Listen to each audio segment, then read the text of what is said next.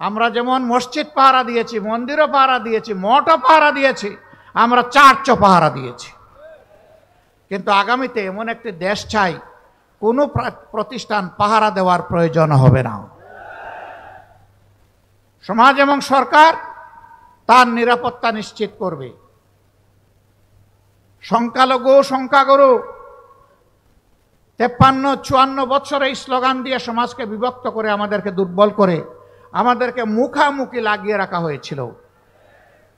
যারা সংখ্যালঘু বলে আমাদের ভাই বোনদের জন্য মায়া কান্না করছেন, আমি দেশবাসীকে আহ্বান জানাবো, গত ফ্যাসিস্ট আমলে রংপুরের মৎস্যপল্লীতে, দিনাজপুরের সাঁওতালপল্লীতে, ব্রাহ্মণবাড়িয়ার নাসিরনগরে, হিন্দুপল্লীতে কারা হামলা চালিয়েছিল, লুটপাট করেছিল, ভাঙচুর করেছিল, অগ্নিসংযোগ করেছিল, কারা গরু ছাগল চুরি করেছিল, আপনারা দেখার চেষ্টা করুন।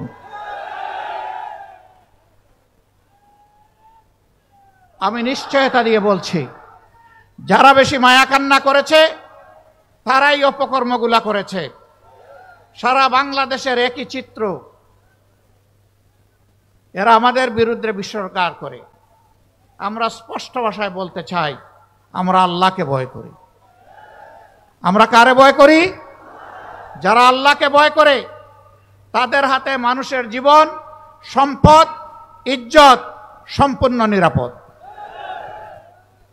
এই তিনটার উপর কখনো আল্লাহকে যারা ভয় করে তাদের হাত পড়তে পারে না।